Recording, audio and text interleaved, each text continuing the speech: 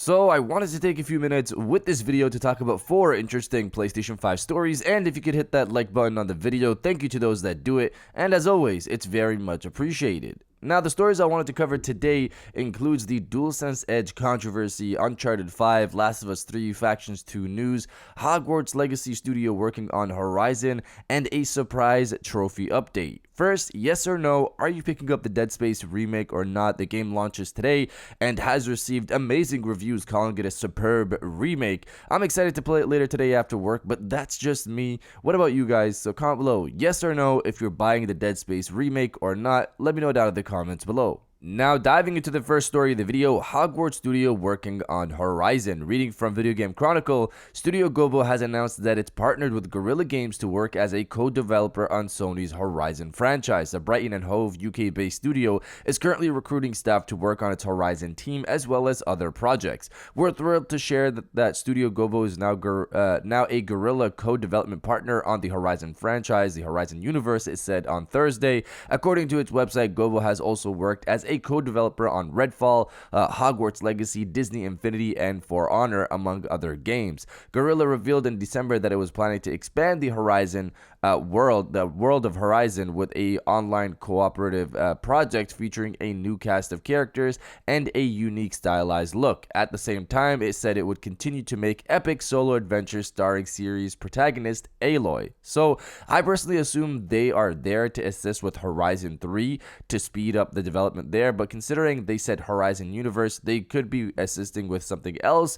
We know they have the Horizon multiplayer game confirmed, Horizon 3 most likely in the works, obviously, the Horizon Zero Dawn remaster, which is rumored, and the Horizon MMORPG, which is also rumored. The thing that's interesting here is that if you go in their job postings, they all state the studio is working on an Unreal Engine 5 title, even though Guerrilla Games obviously uses their Decima engine, their own internal engine. I think they might have just not updated the listings for the Guerrilla Game project because it makes the most sense for them to be assisting with Horizon 3. Of course, let's see how this goes. Now, diving into the second story of the video, Uncharted 5, Last of Us 3, and Factions 2. So, recently Neil Druckmann sat down with BuzzFeed and said this in regards to Last of Us Part 3 and Uncharted 5. I know there's a bunch of people wondering about The Last of Us Part 3 and whether that will be a thing or not. All I could say is at Naughty Dog, we are very, very privileged that our publisher is Sony, which means Sony funds our game, supports us, and we're owned by Sony. They have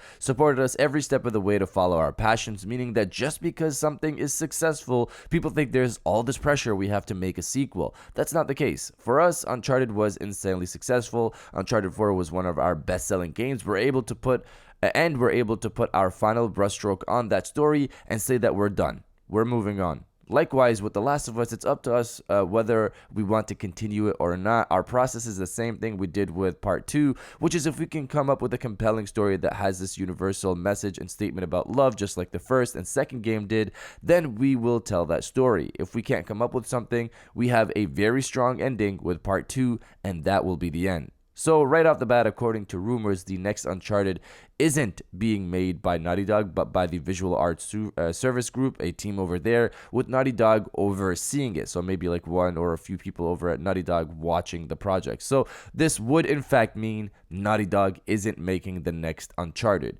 As for Last of Us Part 3, we know that Neil has a story structure and he's not completely saying it won't happen. Based on rumor, what possibly will happen is that their new IP will come out first and then Last of Us Part 3 after that. I'm personally not interested in Part 3, as you guys already know. Factions 2 will have its own fresh story with a new group of characters in the same universe. I'm interested to see what they do there along with what they do with the multiplayer. But you guys let me know if you want The Last of Us Part 3 or not. Let me know down in the comments below. Now, diving into the third story of the video, the surprise trophy update. So this is a quick story reading from Push Square. Super Stardust Portable, originally released on PSP and added to the PlayStation Plus Premium Classics catalog in 2022, just got full trophy support. This was previously thought to be impossible and marks the first time that a PlayStation Classic from the Premium catalog has had trophies added retroactively. So the significant part here, of course, isn't the fact that Super Stardust has trophy support, but it's that trophy support can be added later on via a patch, it seems. This means that classic games on the store right now without trophy support could get some later on just by an update. Knowing this, some people, or a good chunk of people, just might hold off on playing them until trophy support is added. That's why this is pretty significant to hear. And now diving into the final story of the video, the DualSense Edge hate. Reading from Video Game Chronicle, Sony's new $200 DualSense Edge controller has a smaller battery than the standard DualSense, a Teardown video has suggested.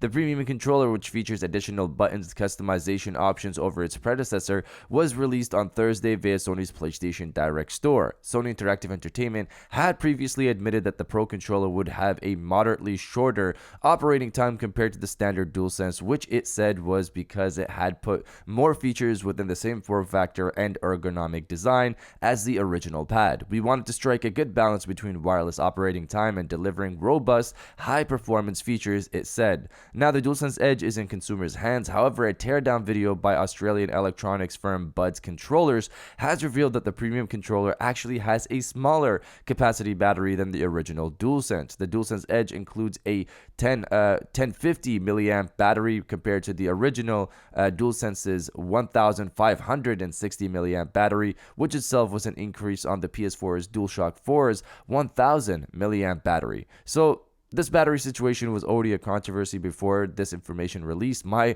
personal thoughts were, let me try it out for myself and then judge it. I've seen people say their normal DualSense controller dies out very quickly when mine lasts 10 plus hours of straight gaming. So there's clearly something different here between what these people say and what I experience. I will say though, a 500 milliamp drop in battery is pretty significant. So I've got to see how long it actually lasts myself when I personally get mine. I'm still waiting for Amazon to deliver it, which is crazy. But you guys let me know if your normal DualSense controller battery dies quick or not. Let me know down in the comments below. And if you guys did enjoy this video, please hit that like button. As it always helps, and subscribe if you're new. I got new videos every Monday, Wednesday, and Friday. And now I'll check you guys out on the next one. And welcome back to the after show. This is the part of the video where we have a little fun down in the comments below. If you're old, welcome back. If you're new, welcome. For today's thing, what I want you guys to do is to body, obliterate, destroy, and overall harass the comment section with "Bring on the weekend." Another weekend, another period of time that we get to, relax, play some video games, and then just enjoy our time and not worry about work or anything else, or coming back home or in the office, this or any of that. Just play some games, relax. It's the weekend. I personally have a pretty busy weekend, so I don't know how much relaxing I'm going to do. And next week I'm on a trip, but don't worry, videos will still be coming. But if you're excited for the weekend and to game this weekend, destroy the comment section with "Bring on the weekend," and I'll definitely heart those comments like I always do, because I appreciate everybody who stays to the end of my videos. And now I'll check you guys out on the next one.